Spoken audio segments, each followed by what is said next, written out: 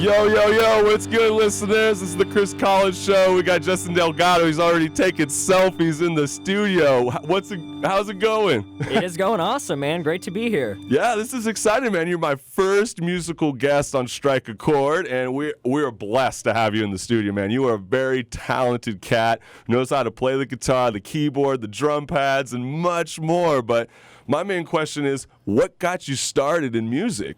Wow, that is a great question, and thank you so much. I'm really honored to be your first guest, and it means a lot for me to be here. Oh, it's huge, man. Yeah, so the reason that I started playing music was actually, it was more of a hobby growing up. I didn't really consider myself, like, gifted in music. I didn't really know that I even wanted to do music. I more pursued, like, school, and I just followed more cookie-cutter, clear-cut path. And I felt like growing up,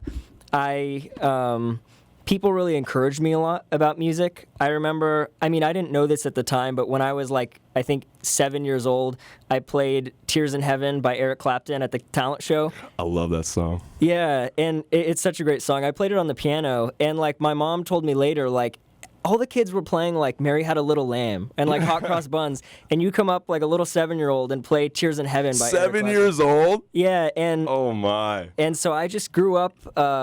It was so natural to me that I didn't even know that it was like a talent, and so I just kind of neglected it until. Eric Clapton, man, at 7 years old, that's huge. Thank you, I appreciate it. But in a way, because it was so easy to me, I never knew that I had potential to actually be able to do this as a career.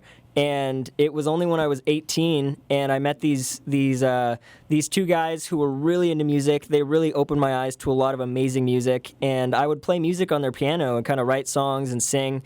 And they're like, "Dude, you're actually really good. The songs that you write are good. I want to listen to them. You need to like produce them." So when I was 18, I started producing my own stuff, and it kind of all started then, like as an adult. That's wild. Because with me, when I used to be in a band back in high school, or junior high. I can't even really remember. We were called Baseline, and I didn't even really know how to play the guitar either. I was a guitar guy. I didn't even know how to read chords. I didn't even know how to read notes. I was a tabs guy. But that was the best feeling, was just like picking up a guitar, just feeling it out. The mistakes is what made it awesome, because I feel like that's how Nirvana got started in the first place, is by trial and error. But they got a lot of those great songs, and with you, and just hearing that you picked up a guitar at 7 years old, been jamming for so long, and 16 is the first time you started recording. I think that's crazy. And I think one of the real questions is, what was one of the first recording softwares that you actually used when you started creating music? Yeah, so like a lot of people, when I first got started, I downloaded illegally FL Studio as a high schooler, and I just kind of like started using that.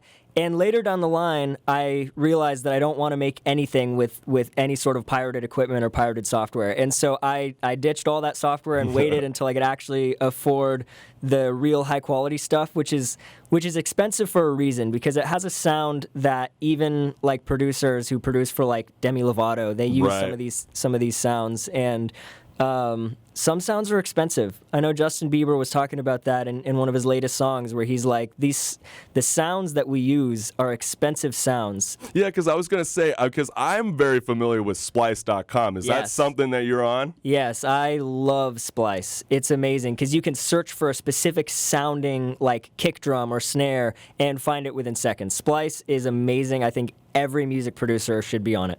I think so, too. And you know what? We've been talking a lot about his music, but let's actually hear it. This is going to be a song from Justin Delgado. It's called Addicted to You.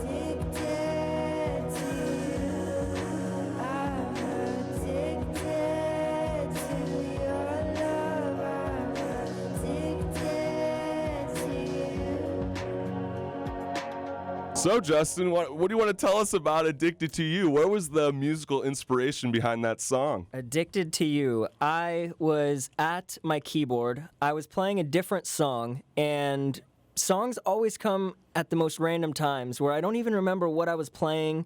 It was, I believe, a cover song that I was just playing some chords, and I found this really cool 2-chord progression, and I was really like grooving with it. It was really sweet and soulful.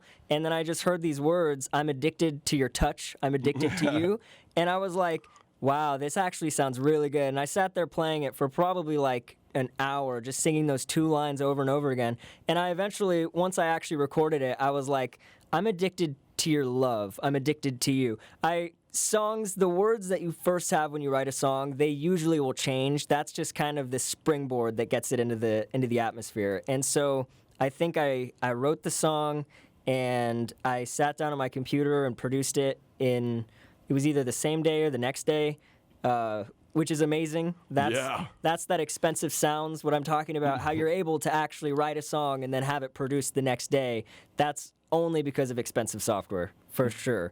Yeah, and when you're talking about expensive software, what are you talking about?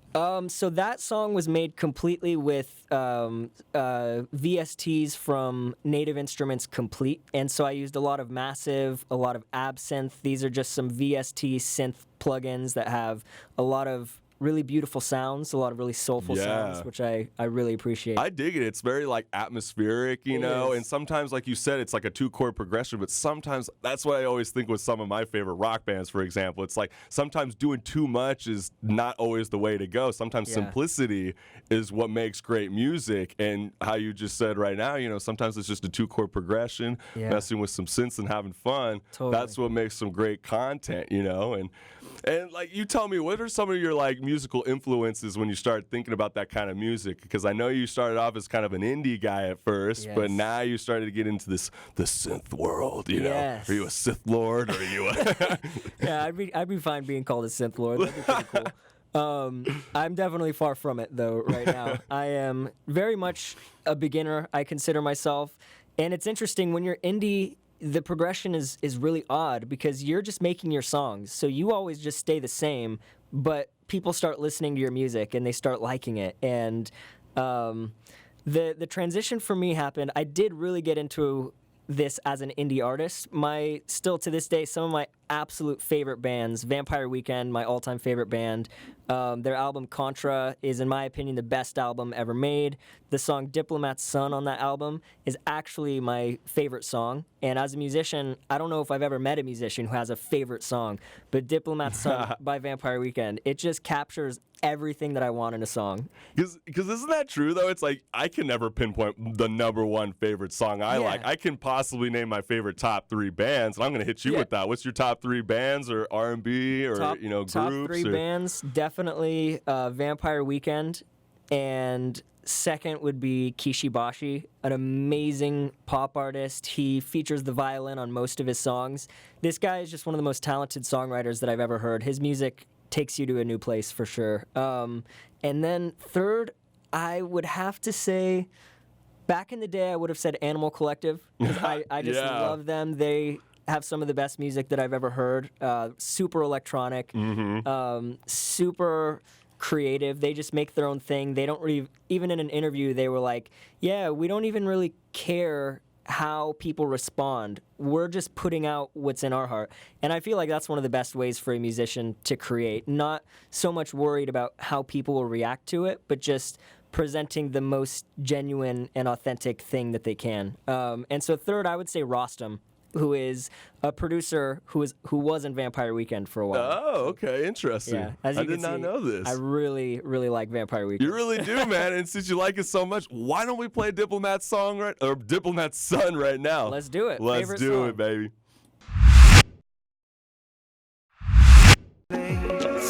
So that was Diplomat's Son by the Vampire Weekend. And just talking to Justin Delgado while the music was playing, you were just telling me right now that Vampire Weekend's working on a new album? Yes, they are. They say it's supposed to be released in 2019, and Ezra Koenig, the lead singer, always gives some ridiculous album name when it's in progress. So right now, he's calling it, I think, something like Mitsubishi Macchiato, something that it's Hilarious. definitely not going to be when it comes out. But they put so much care into their albums. That's why it's years in between them, and they always deliver. They won a Grammy for their last album that they released. What was that last album? It was Modern Vampires of the City, and I believe they won Best Indie Artist. It was either Best Indie Artist or Best Indie Album for the Grammys, and that was so cool for me because I was like, yes, I've loved these guys since their first album. So when I saw them produce this thing that was so mature and so different from their original stuff, but still so good, and they won a Grammy for it, I was like,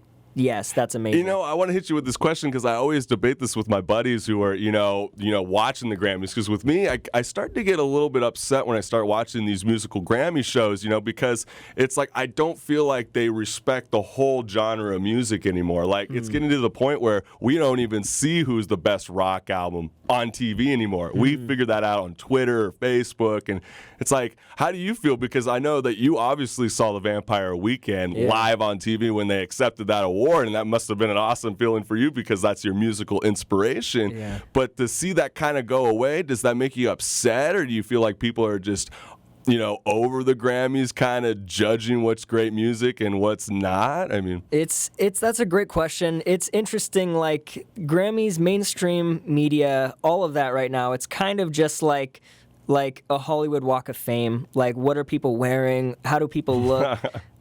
You just get a bunch of really famous people in a room and people get really excited about it. And so in a way, it's not even about the music. And so I could see how somebody like you, a music lover, would be like, wait, but what about the music? It's all about the glamour and the famous people. But I want something real. I want a celebration for music. And like, I understand that the Grammys is that for sure, but I believe it's just under like a facade of glamour and fame.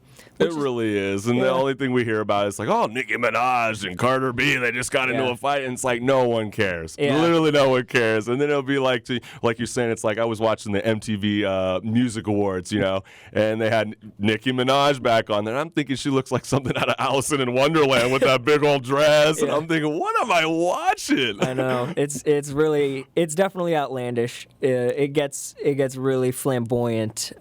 People want to make a name for themselves, for sure. And I think that's cool, man, to to do all that. And I think it's really cool that they've stepped up their theatrical kind of response. But I was just always amazed because I love Panic at the Disco, Yeah, but me like, too. How is that the only rock band to show up at MTV? And there was like nobody that showed up at the Grammys. And that's why I always get a little bummed out, that there's not so much representation. But you know what? That is what it is. And it's just like how you said, you got to go past, the award shows and actually go and find the music, which totally is great. agree. And I think what you're doing in your career is great because you're on YouTube, you're on Facebook, you're still using SoundCloud, which I think is a great tool for musicians trying to get out there. Is there anything else that I'm missing that you're on that, your fans on, listening in right now should be checking you out on? Well, actually, and this, I'm not too happy about this, but most media is consumed right now through Instagram. Yeah. Instagram has completely eclipsed Facebook, even YouTube in a lot of ways. There's some really huge YouTube stars still, but from what I can see from social media and the internet, Instagram is really where it's at right now. That girl out there is on Instagram right now. She's probably walking by on Instagram. Yeah, and which is great because it's a really quick, easy way for people to consume media. But as a musician, it's a 1-minute video, so you need to find the best 1-minute sample of your song, and it's coming through like an 1/8 of an inch speaker. And we produce on big studio monitors, and that's what we hear. And they open it up on Instagram, and it's a minuscule version of the song that you actually produced. And it just it frustrates me that that's the medium that artists have right now.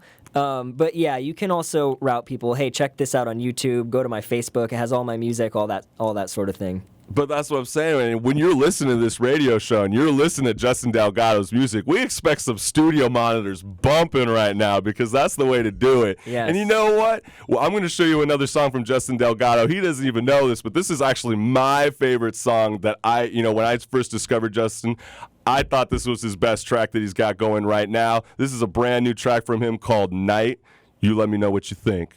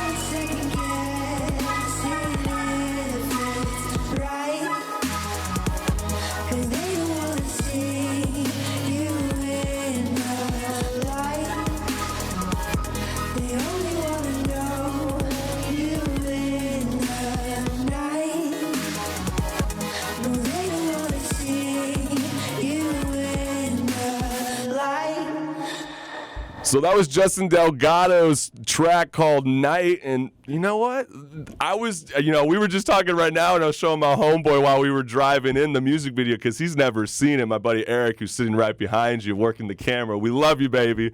But basically, I was showing the music because I just thought it was so cool how with your music video, you actually show yourself playing your instruments as you're creating this night track, and you're singing along, which is awesome.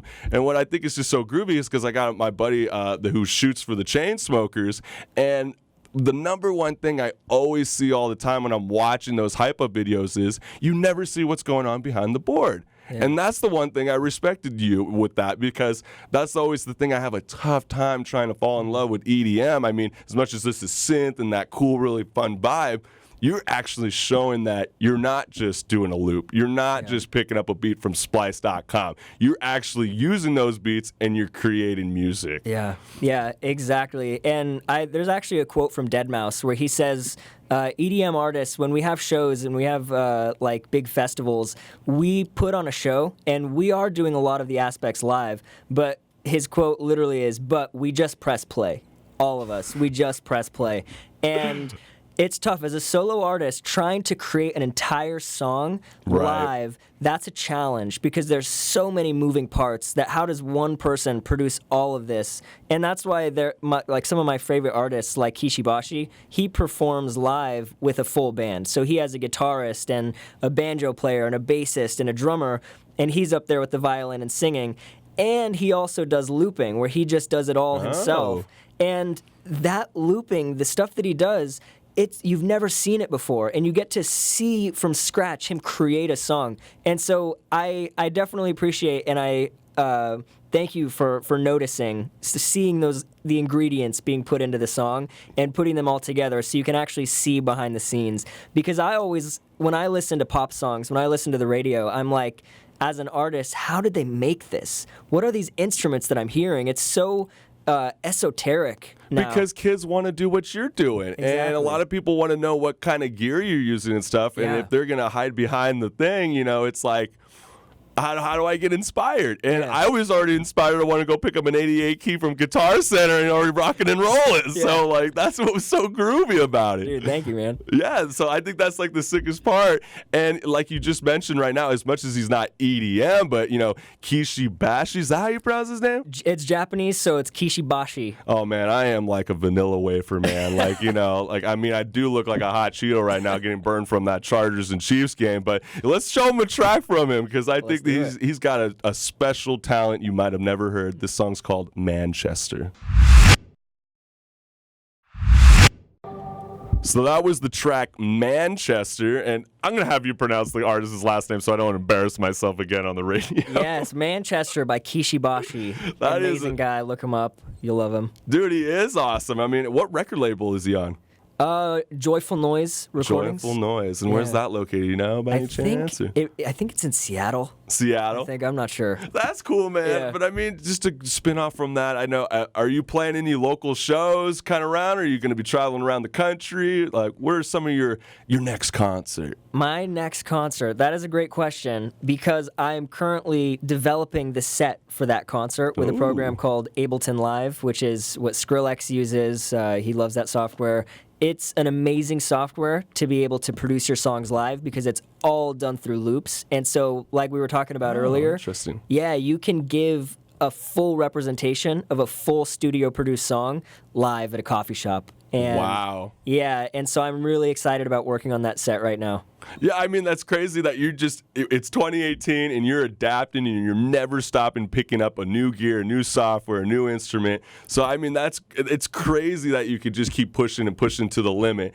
And like I say, I know that like you self-taught yourself to play, the guitar first and stuff like that. But was there someone close in your family or a close friend that really inspired you to pick up that guitar? My dad. My dad, for sure. And I started playing the guitar a few years ago. My main instrument is a piano.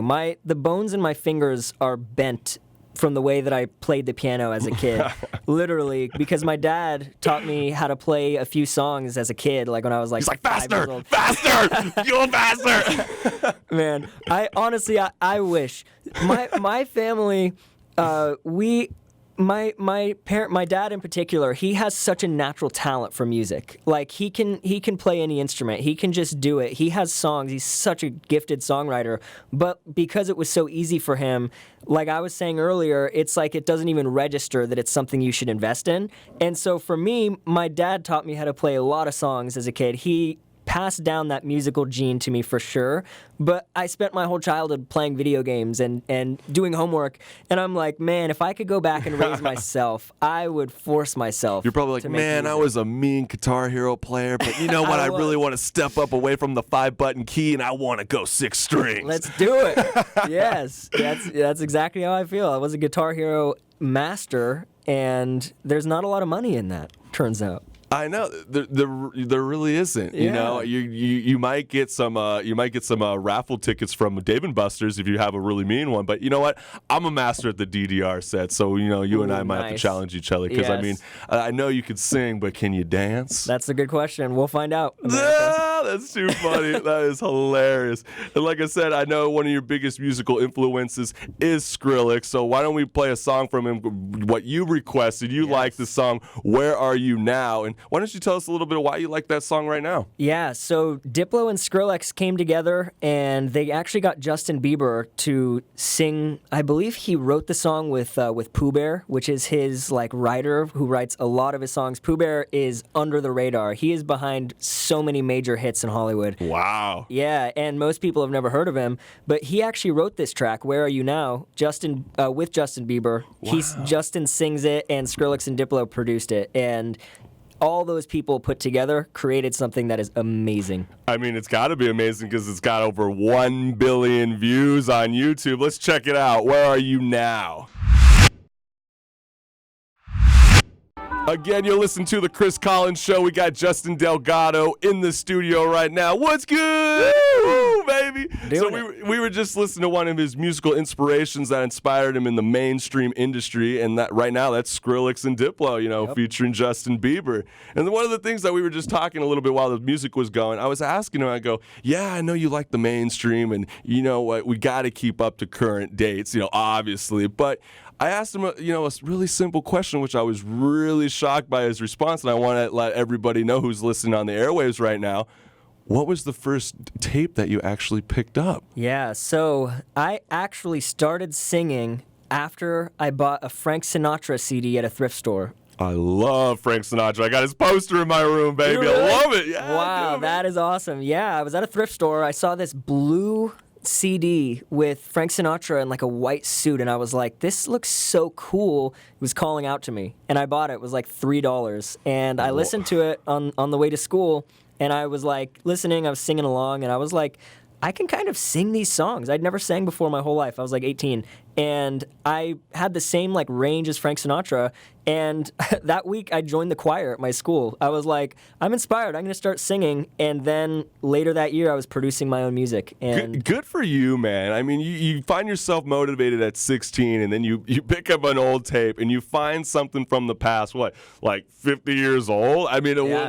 I'm blanking out right now when Frank Sinatra dropped that old tape. Yeah. But you know what I'm saying? It's that's what makes someone a great artist, is by expanding their horizon, not staying limited. And you've shown that throughout your musical career that, yeah, you like the indie music and you still play that indie acoustic feel. You got that rock and roll, but you like to do the synth. You like to mix it up and do some EDM. I think that's what makes something special with you, and I think you got long way to go to the top, which is amazing because, you never stop. Thank you. And that's what you need to do, man. Never stop and keep it going. That's right. Because that's the best way to do it, And basically, I think it's great that you love the old time bands and you like the new ones. But is there maybe any local artists that you love and you support that you admire? Yes. There's this amazing band called the Wild Reeds, and I believe it's a trio. Of girls. I think it's 3 girls. And they have the most angelic, beautiful voices that you've ever heard. Really beautiful folk acoustic sets that they really make you feel. All their music makes you feel. It's really, really good stuff. Also, there's a band called Carousel that is really good. I believe it's Carousel with 2 R's. And They're all over Spotify. Definitely check them out. They're amazing. They make some of the most unique sounds that I've ever heard as a musician, and that's including music that's on the radio. So definitely check out the Wild Reeds. Definitely check out Carousel.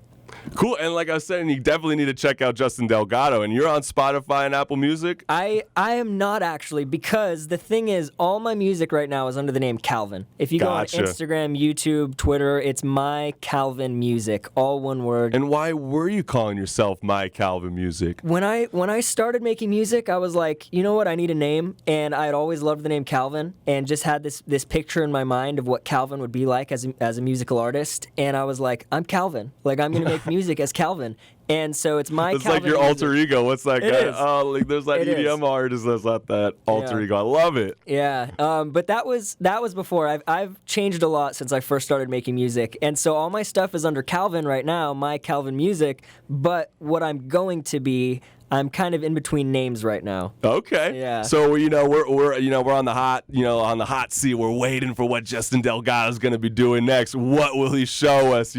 But you know what? Since it's at 10:51, let's show another track from Calvin, aka Justin Delgado. Let's do it. If you know him from SoundCloud, let's get it going.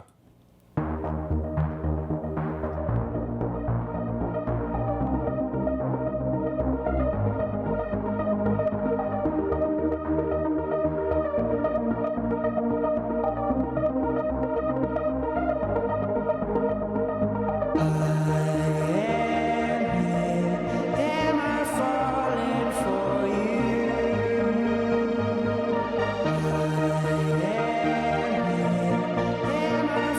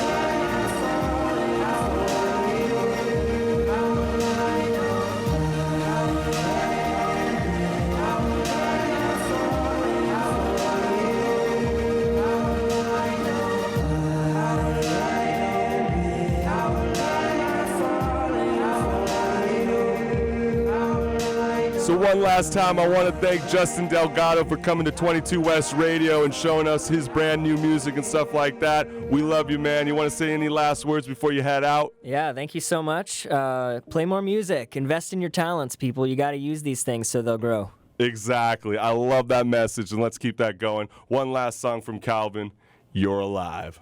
What's good, listeners? I'm the host of The Chris Collins Show, and if you like what you see, hit the subscribe button below and check us out at thechriscollinsshow.com. Peace!